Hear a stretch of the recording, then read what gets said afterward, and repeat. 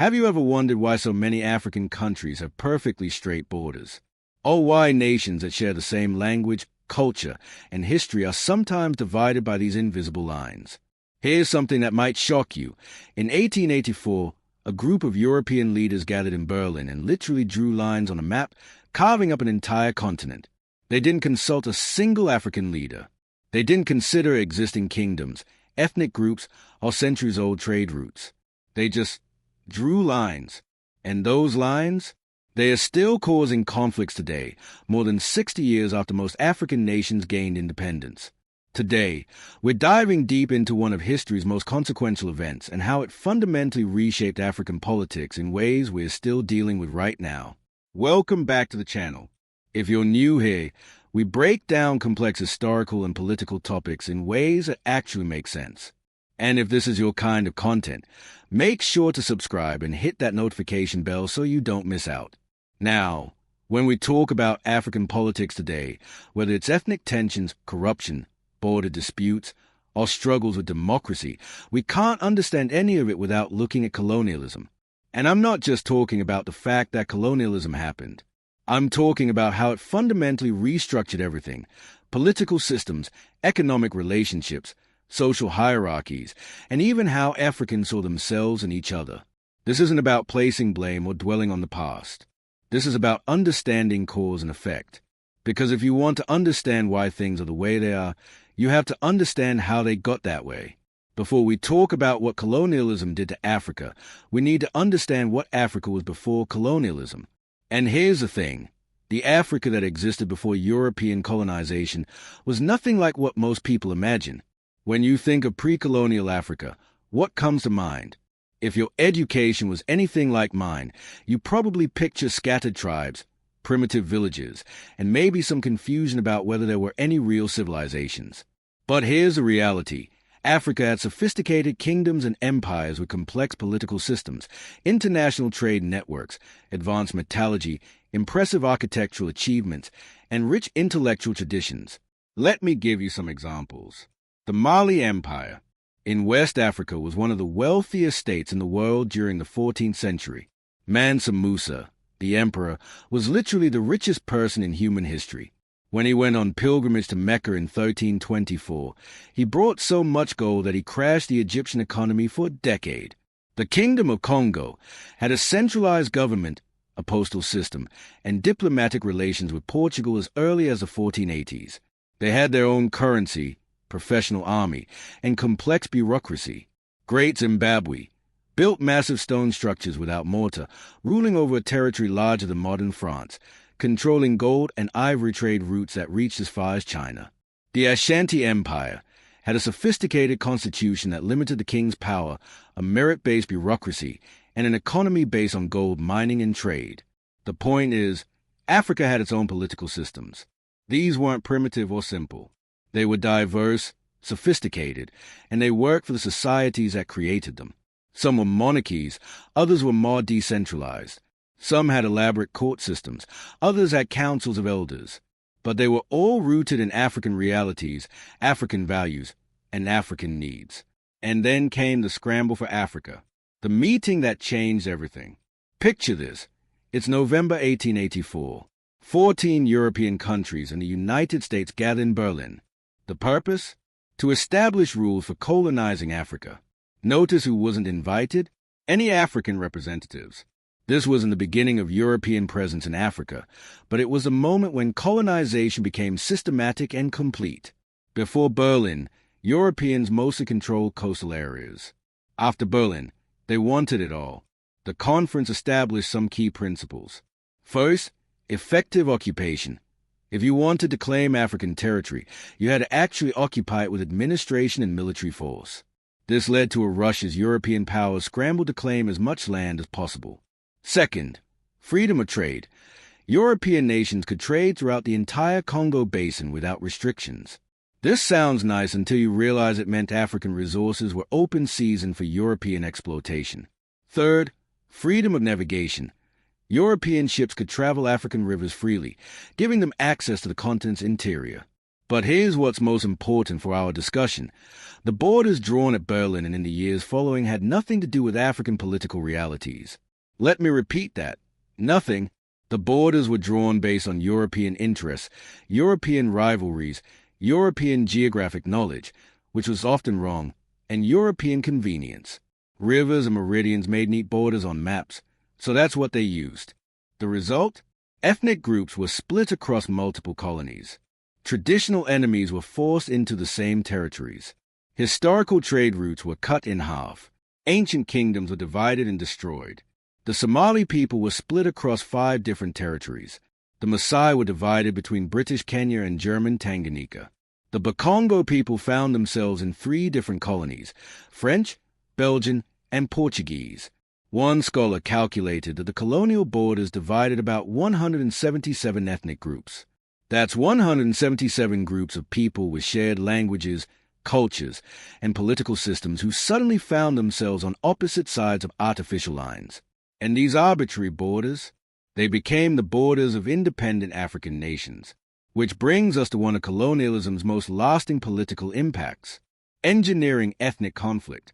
Now, here's where colonialism got really insidious in reshaping African politics. Divide and rule. Colonial powers quickly realized that controlling large populations with relatively small numbers of European administrators required a strategy. That strategy was to divide Africans against each other. They did this in several ways. First, they created and hardened ethnic identities. Now, ethnic groups existed before colonialism, obviously, but colonial powers took fluid, overlapping identities and turned them into fixed, rigid categories. They conducted censuses that forced people into single ethnic boxes. They created ethnic identification cards. They drew up tribal maps. In Rwanda, the colonial government issued identity cards that designated people as Hutu, Tutsi, or TWA. Before colonialism, these identities were more fluid. You could move between them through marriage, wealth accumulation, or cattle ownership. But the colonial government made them fixed and hereditary. We all know how tragically this ended in 1994. Second, they played favorites. Colonial administrators would elevate one ethnic group over others, giving them preferential access to education, government positions, and economic opportunities. The British favored the Baganda in Uganda, creating resentment among other groups. The Belgians favored the Tutsi minority in Rwanda and Burundi, creating a power imbalance that reversed after independence. The Germans and later the British favored certain groups in Tanganyika, setting up future conflicts. Why did they do this? Because it's easier to control people who are divided. If Africans were fighting each other, they weren't uniting against colonial rule. Third, they destroyed traditional political structures and replaced them with colonial hierarchies. Remember those sophisticated African political systems I mentioned earlier? Colonial powers systematically dismantled them. They removed traditional leaders who resisted, replaced them with compliant puppets, and stripped traditional institutions of real power. Where they kept traditional rulers, they made them subordinate to colonial administrators and forced them to implement unpopular colonial policies like forced labor and taxation. This did 2 devastating things. It broke the political systems that had evolved over centuries to suit African societies, and it delegitimized traditional authority in the eyes of the people. When independence came, there were no strong indigenous political institutions to build on. The result? Post-independence African leaders inherited states where ethnicity had been weaponized, where there was no tradition of legitimate political authority, and where the only model of governance they'd experienced was authoritarian colonial rule.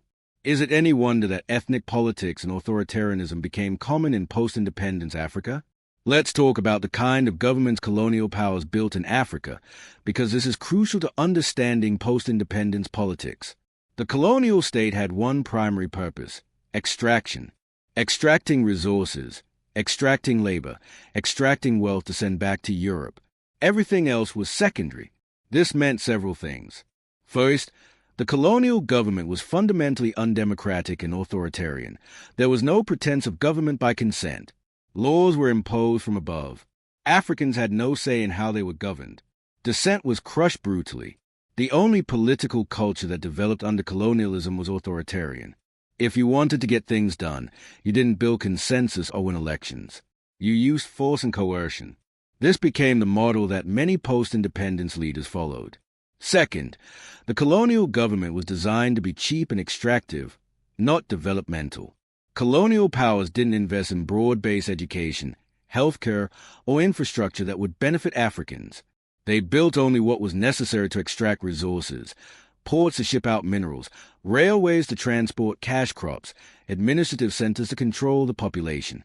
At independence, most African countries had literacy rates below 10%. The Belgian Congo, one of the richest territories in terms of resources, had exactly 16 university graduates at independence. 16.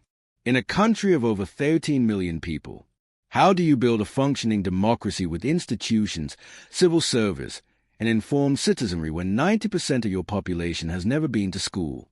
Third, the colonial state was built on coercion, not legitimacy. Tax collection relied on force. Labor was often forced. Laws were enforced through violence. The police and military existed not to protect citizens, but to protect the colonial regime from citizens. This is the model of statehood that independent Africa inherited. Not a state that served its people, but a state that extracted from them. Not a state that derived legitimacy from consent, but one that maintained control through force. Many scholars argue that this is why so many African states struggled with authoritarianism after independence. The leaders who took over weren't creating authoritarian systems. They were continuing the only system they'd known. Fourth, corruption was actually built into the colonial system. Low-ranking African officials were paid poorly but expected to survive and thrive through informal payments and unofficial taxation. Chiefs and local officials were expected to meet quotas for cash crops or labor, and how they achieved this was often overlooked. This created a political culture where the line between official duties and personal enrichment was blurry at best. After independence, this pattern continued and often accelerated. We can't separate politics from economics, because the colonial economy shaped post-independence politics in profound ways. Colonial powers restructured African economies to serve one purpose: feeding raw materials to European industries and providing markets for European manufactured goods. This meant monoculture economies. Colonies were forced to specialize in one or two cash crops or minerals. Ghana produced cocoa, Zambia produced copper, Senegal produced peanuts, Kenya produced coffee and tea. This made African economies extremely vulnerable to price fluctuations and global market changes. No industrialization. Colonial powers actively prevented African colonies from developing their own industries. Why? Because colonies were supposed to buy manufactured goods from Europe, not compete with them. Even basic processing of raw materials was often prohibited. Infrastructure built for extraction. Railways and roads connected mines and plantations to ports, but they didn't connect regions within colonies to each other. This made internal trade difficult and meant that even after independence, many African countries found it easier to trade with Europe than with their neighbors. Land alienation. In settler colonies like Kenya, Rhodesia, and South Africa, the best agricultural land was seized for European settlers. Africans were pushed onto marginal land, creating land hunger and resentment that continues today. Why does this matter for politics? Because at independence, African countries inherited economies that were deeply integrated into global capitalism but in a subordinate, dependent position. They produced raw materials but couldn't set prices. They needed to import manufactured goods but had little foreign exchange to pay for them. This economic vulnerability gave former colonial powers and international financial institutions enormous leverage over post-independence African governments. Want loans? Accept these conditions. Want aid? Open your markets. Want investment? Privatize your industries. Economic dependence undermined political independence. The politics of post-colonial Africa cannot be understood without understanding this economic reality. By the mid-20th century, African nationalism was rising. 2 world wars had weakened European powers. The Atlantic Charter promised self-determination, and a generation of educated Africans demanded freedom. But here's what's often overlooked. Most African countries didn't win independence through revolution. They negotiated it. Britain, France, and Belgium realized that holding on to colonies was becoming too expensive and troublesome. They agreed to grant independence, but on their terms. What did this mean? First, the arbitrary colonial borders remained. African nationalists made a pragmatic decision at the founding of the Organization of African Unity in 1963. They would accept colonial borders to avoid endless border wars. This was probably wise in the short term, but it meant that the fundamental territorial illogic of African states remained. Second, the colonial administrative structures remained largely intact. The same bureaucracies, the same legal systems, often even the same officials, just now reporting to African rather than European leaders. Third, economic ties to the former colonizers remained strong. France was particularly explicit about this, creating the CFA franc currency zone that still ties 14 African countries to French monetary policy. Other European powers maintained trade agreements, military bases, and economic influence. Fourth, the political culture of authoritarianism continued. Many independence leaders, having spent years fighting colonial rule through centralized liberation movements, simply transferred that centralized authority to themselves once in power. Kwame Nkrumah in Ghana, Jomo Kenyatta in Kenya, Felix Houphouët-Boigny in Côte d'Ivoire, they all became increasingly authoritarian after independence. Were they power-hungry tyrants? Some perhaps, but they also faced enormous challenges. Nations that had never existed before, populations divided along ethnic lines, economies in shambles, Cold War pressures, and constant interference from former colonial powers. The sad irony is that in trying to build national unity and develop their countries quickly, many African leaders reproduced the authoritarian colonial state they had fought against. So how does all of this affect African politics today, more than 60 years after most countries gained independence? Border conflicts continue. From the Western Sahara to Eritrea and Ethiopia, from Somalia to South Sudan, many of Africa's conflicts are rooted in the arbitrary borders drawn by colonial powers. The most recent example is South Sudan, which became independent in 2011 but has been racked by civil war since 2013, fighting largely along ethnic lines that were hardened and politicized during colonial rule. Ethnic politics remain dominant. In many African countries, elections are essentially ethnic censuses. People vote for candidates from their ethnic group, not because they are tribalistic, but because colonialism created a zero-sum political culture where controlling the state means access to resources, and losing means exclusion. Kenya, Nigeria, DRC, Ethiopia. These are all countries where ethnicity remains a primary political cleavage, thanks in large part to colonial divide-and-rule strategies. Weak states and strong presidents. The pattern established under colonialism, where power is concentrated at the top with weak institutions below, continues in many countries. Presidents control vast networks of patronage, while parliaments, courts, and civil society remain weak. This is a colonial administrative model, just with African faces. Economic dependency persists. Despite decades of independence, many African countries still export raw materials and import manufactured goods, just like during colonial times. International financial institutions and former colonial powers still exert enormous influence through loans, aid, and trade agreements. The language question. Most African countries still use a colonial language for government, education, and business. This isn't just symbolic. It creates a divide between the educated elite who speak French or English or Portuguese and the masses who speak indigenous languages. This linguistic divide often mirrors a political divide between governors and governed. But here's the important part. None of this means African countries are doomed or that Africans are helpless victims. Since independence, there have been remarkable achievements. Countries like Botswana building stable democracies, Rwanda rebuilding after genocide, Ghana becoming a beacon of democratic governance, African economies growing, literacy rates soaring, and African leaders increasingly charting their own course. The point isn't that colonialism determines everything. It's that colonialism created structures and patterns that shape the context in which African politics operates. Understanding this history doesn't excuse poor leadership or corruption. It contextualizes the challenges African nations face and highlights why solutions need to be rooted in African realities, not imported wholesale from elsewhere. So, what have we learned today? Colonialism didn't just involve foreign rule for a few decades. It fundamentally restructured African political systems, deliberately divided communities, imposed arbitrary borders that ignored existing political and cultural realities, created extractive rather than developmental states, built authoritarian governance structures, and integrated African economies into global capitalism in a dependent position. These aren't excuses. They are explanations. They help us understand why. For example, building democracy in countries with no democratic traditions is hard. Why ethnic tensions persist in countries where ethnicity was deliberately weaponized. Why economic development is challenging when your economy is structured to export raw materials rather than create value. The good news? Understanding the problem is the first step to solving it.